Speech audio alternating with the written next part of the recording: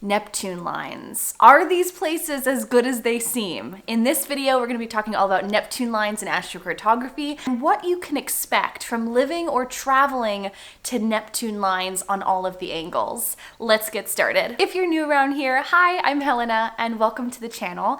I am an astrocartographer, astrologer specializing in the astrology of location and place. I've lived all around the world on so many different lines, and I moved to France in 2018 from the United States. I am now on a quest, a mission to help people move to the places that are best for them in whatever areas of life they're looking to harness. Before we do a deep dive on Neptune lines, I do have astrocartography readings, private consultations, as well as courses. So if you wanted to learn astrocartography and do a deep dive on understanding relocation astrology and how to learn the stories of places for you in the world, be sure to check out my two courses. I have a beginner's course that's shorter, 5 hours in length, and a more in-depth, deep dive study of relocation astrology, as well as our community and astrocartography book club. So if you want to be part of our class, our community, and take part in our live streams and live classes that we have every so often, be sure to check out the link to my locational astrology course down below. So what can you expect when traveling or living on a Neptune line? Well, first off, I should say that Neptune is the dissolvement of ego, letting go, connecting with the divine, connecting with something invisible, intangible, not grounded. Neptune is all about the ethers. Neptune is all about imagination and fantasy and dreams and the loss of ego and identity. Now, some of you might think that identity or ego is a bad thing, that it's not good to have ego. I am of the personal belief that it's nice to have a balance of ego and spirit, connection with something divine. If we were all Neptunian, all boundarylessness, we'd just be lost in the wind. And there's something magical about that at times, especially when you're on vacation or you're going on a retreat or you're going into a deep meditative place. But having goals, having an objective, having that sense of willpower, and having that sort of solar ego is very helpful to get things done in life. And so most people don't usually thrive on Neptune lines. Now, there are some caveats to this. For example, people who work in the arts, people who are artists, creatives, psychics, spiritual healers, people who work in that realm of like music or poetry or connecting with abstract things, non-tangible things, this can be a helpful place to work on those skills, to develop that connection to the divine, spiritual, artistic creations. So Neptune does have its benefits. I also personally love Neptune lines for vacations. People tend to love going on Neptune lines during vacation. On Neptune lines, it's very easy to romanticize life, see life through rose-colored glasses, this dreaminess, this mystical, divine connection with something intangible. And I see this so often for people when they go to Neptune IC lines. There's this sense of really loving the place and feeling very connected and slowing down their style of travel, their way of life, and fully connecting with nature and their dreams and their hopes and their fantasies and all of that. And it can be really lovely for a trip. But if you want to get things done, if you want to be productive, if you want to avoid escapism and any addiction, Neptune lines are not going to be your best bet. Let's see the other side of the coin, right? Let's say you are very disciplined and you're very grounded. Maybe you're a Capricorn sun, or you've got Saturn in the 5th house of entertainment, hobbies, and vices. Let's say you don't have naturally a tendency to escapism. Being on a Neptune line can really help you let loose a little bit. It can weaken that sense of drivenness and goal-oriented and like assertive focus of your goals, and it's a lessening of that. So in some ways there can be that help with that, right? But for those of us who are a little bit more on the escapist side, maybe you've got Mars squared Neptune tightly in your chart, or the Sun conjunct Neptune, or the Sun squaring Neptune in your chart, going to a Neptune line when you have those difficult aspects in your chart, you can be prone to wanting to escape reality, wanting to escape the everyday reality of life, the humdrum of this world, and wanting to escape into fantasy, imagination, and addictions, whether that's media consumption, whether that's scrolling on Instagram or getting lost in a beautiful fiction novel, or abusing drugs and alcohol, right? You know, it really depends on your natal Neptune in your chart. And so really important things to consider when we're talking about Neptune lines is, what is your natal Neptune? What's the story of your Neptune? Everyone is going to go to a Neptune line and feel a certain way and feel very similarly. However, it really depends on your unique natal promise. What is your unique Neptune in your birth chart? That's going to give you a lot more story. I teach about this all in my courses, my locational astrology course. I go really in depth into this. So if you did want to learn more, feel free to check out my course down below. But again, look at your natal Neptune. That's really important. I thought it would be helpful to go through the 4 angles in astrology, the ascendant, descendant, IC, MC, and talk about Neptune and how it can influence you based on whatever line you're on. Now remember, there's a wide orb of influence when it comes to astrocartography lines. You do not have to live in the ocean to be getting that Neptune astrocartography line. You could be hundreds of miles away and still be with an orb of it. So I feel like I always need to say this in all of my videos. You do not have to be on an astrocartography line to get its effects. You need to measure it. And if you use a professional software like SolarFire, which is my preferred astrocartography software, you can measure the distance between lines and get more of a understanding of how far away or how much intensity of that line you're getting. You do not have to live in the ocean. You do not have to get on a boat or a cruise ship to experience a Neptune line if it's in the ocean. Simply use the measurement tool and measure it, right? Very important. I always feel like I need to mention again, because I see a lot of comments all the time of like, it's in the ocean. It's like, you gotta measure it, guys. You gotta measure it. You gotta measure it. So let's start with Neptune on the ascendant. Neptune was rising in a certain part of the world when you took your first breath. Wherever you were born, there was a point in the world where Neptune was rising. In that area, you're getting that Neptunian influence on your ascendant, your sense of self, your identity, your physical body, your lens and filter as to how you see the world. Neptune ascendants. First off, these are places where people tend to be chameleons. They tend to morph and shift their body, their identity, how they're seen based on what other people are projecting onto them. There's that Neptunian elusiveness, that nebulousness, that loss of identity and ego.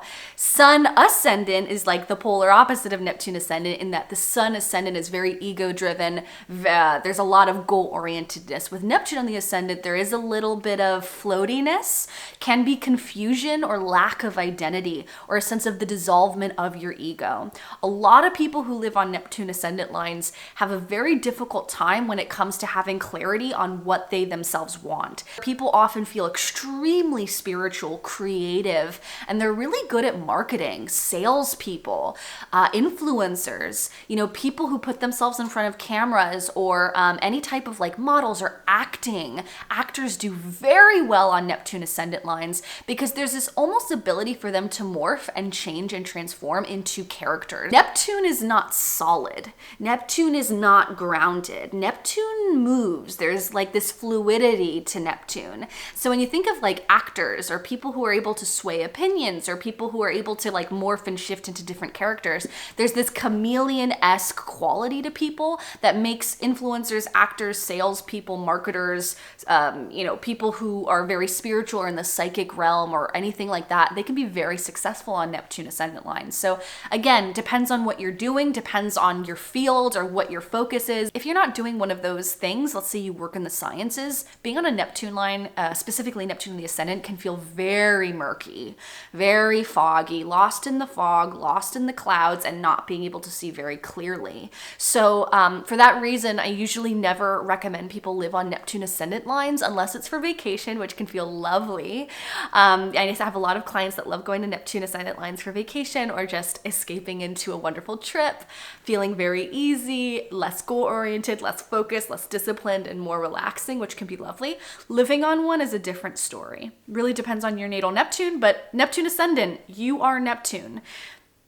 It's also worth mentioning, it's very important to be wary of any type of drug abuse, alcohol abuse, consumption of any kind, and also trying to escape reality in any way, because Neptune is literally on your sense of self, your body, your physical body. So addictions or escapism is always a big thing to really consider when we're on Neptune ascendant lines, especially because it's on us. On Neptune ascendant lines, there's this tendency to glamorize or romanticize life. You're seeing life through a filter or a lens of Neptunian haze.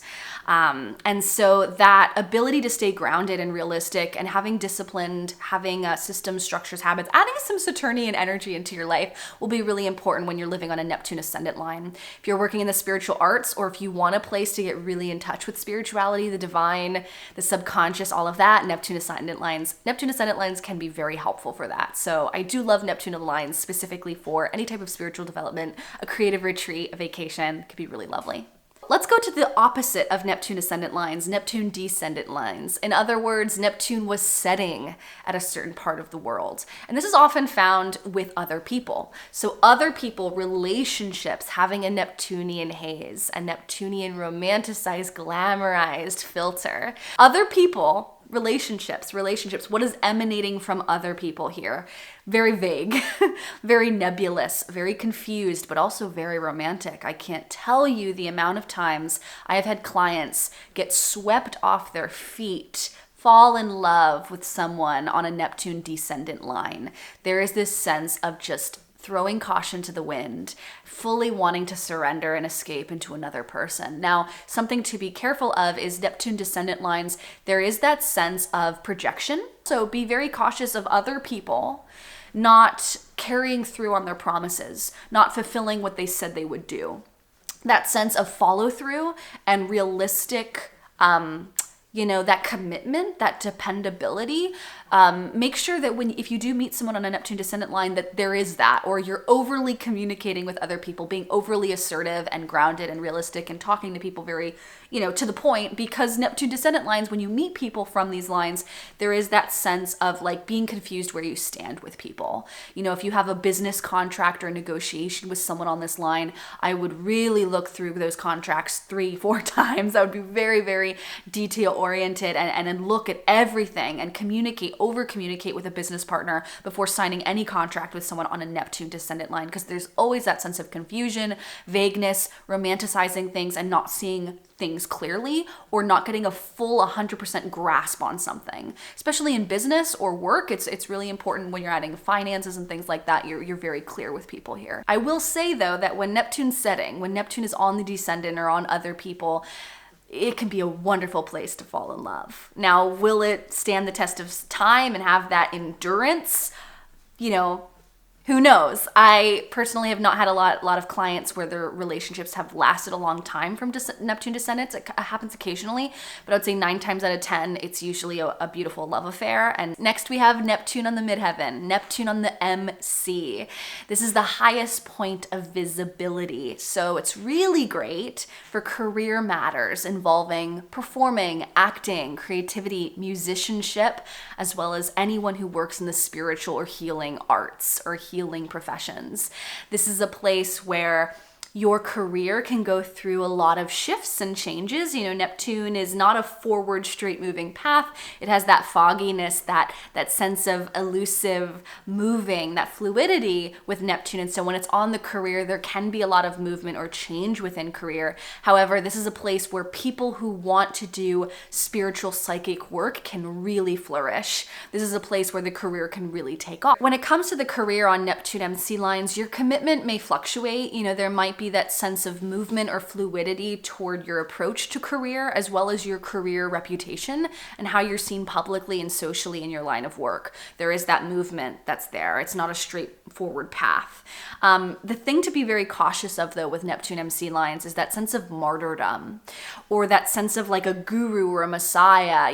When I think of Neptune, I think of things like cults, or I think of like brainwashing, or any type of getting lost in an idea or a belief system, a religion, a spiritual new age idea, anything that's less practical, less grounded, and the absence of logic, the absence of ego, the absence of identity. And in some ways that can be beautiful for spiritual people, artistic, creative types, lovely.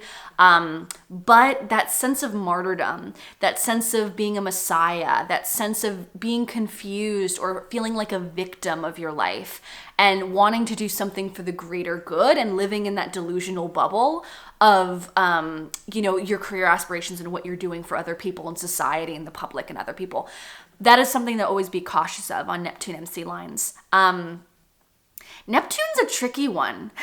As I'm like talking about this, I'm like, gosh, like Neptune has a lot of murky, weird qualities to it. You know, that sense of being in a delusional cloud, that sense of being, you know, brainwashed or manipulated in some sense, being controlled by some belief system or idea. My advice for living on a Neptune line is to keep one foot firmly planted on the ground and keep one foot floating amongst the fairies.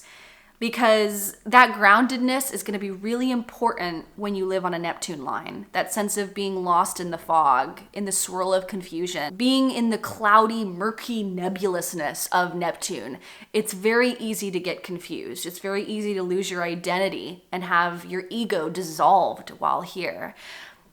That groundedness, that practicality is crucial to integrating more of in your life if you do decide to live very close to a Neptune line. Another thing I think of with Neptune on the midheaven is gossip or slander. You know, Neptune rules gossip and slander, but when it's on the midheaven, there's a public accountability to that. There's a career accountability to that. And this doesn't mean that everyone who lives on a Neptune MC line is going to experience this, but that is one of the side effects of Neptune, the downsides of it.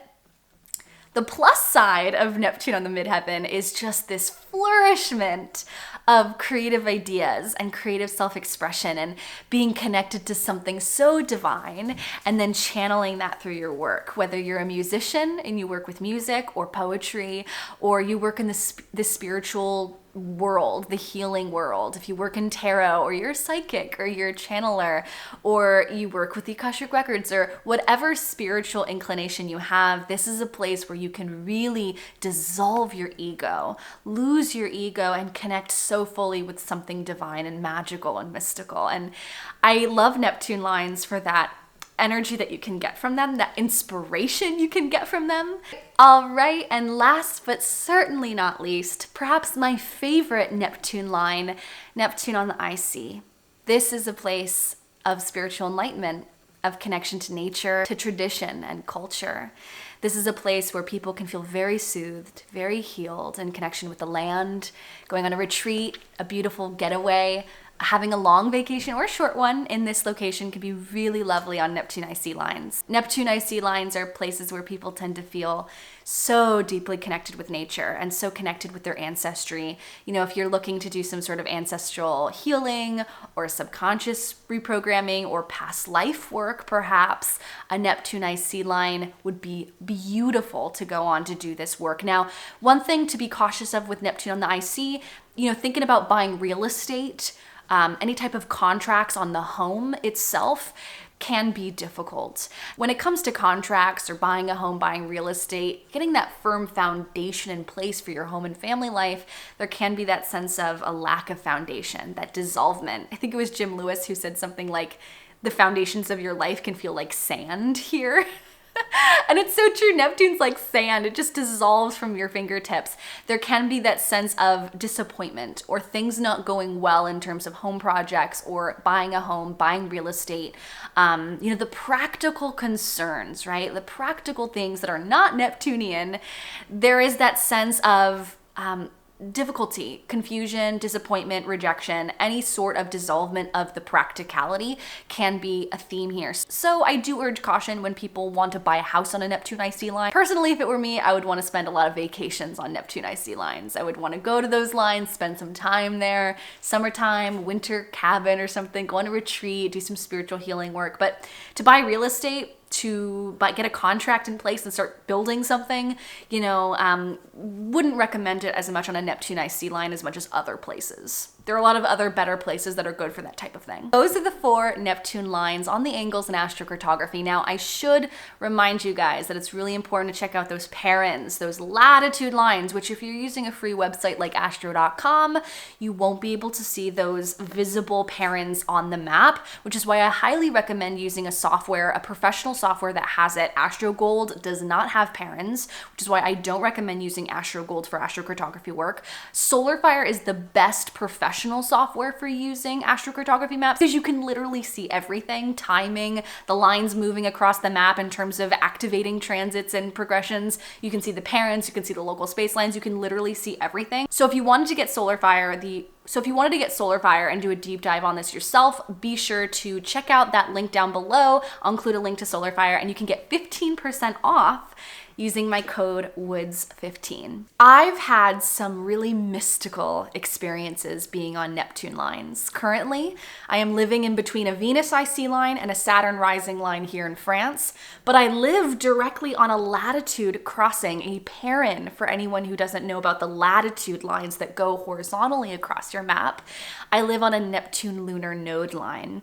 So to say that I'm feeling a lot of Neptunian things while I'm here is an understatement. I've also traveled to my Sun Neptune Perrin. Being on that Sun Neptune Perrin in Scotland was really magical. I would just spend all of my time listening to music, going hiking in nature alone, feeling such a divine connection to the invisible, the divine, the spiritual, and getting lost in my daydreams and my manifestations, my fantasies of what I want, what I dream of in life. I remember sitting in cafes every single day. I would walk to my local cafe and I would just write poetry. I will say though, being where I am now on a Neptune node, it's a lot more escapist. Kind of wanting to avoid reality or feeling like reality isn't as divine and magical as my imagination is. And so because of that, the escapism of living on this latitude is harder than I would expect.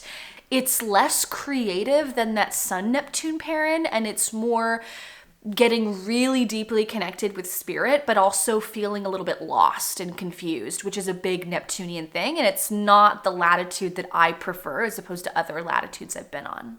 That's just my own personal experience with these Neptune lines. I have never been directly to a Neptune astrocartography line, but that's my plan in 2024. As I prepare to travel the world indefinitely, as my French visa did not go through this year and I'm going to be separated away from my husband and our home, I will be traveling endlessly to all of my astrocartography lines until my visa goes through. If you want to learn more about that, check out my Saturn Return Diaries vlog series to learn more about this adventure I'm going on. And if you'd like to follow along, feel free to check me out on Instagram at Ms. Helena Woods, and follow along here. Be sure to check that notification bell, subscribe so that you can be updated when I post new adventures and vlogs as I travel to all these different astrocartography lines and document it in hopes to inspire and guide you on your own journey. I'd love to hear from you. Let me know down below in the comments if you've ever been to a Neptune line and what was your experience being on one or living on one. If you are living on a Neptune line, tell me your experience and how you felt there down below. I'd love to hear from you. Be sure to check out those links in the description if you'd like to learn more, read my astrocartography blog, book a reading with me, or take my course. I hope you guys have a magical day and happy travels. Bye.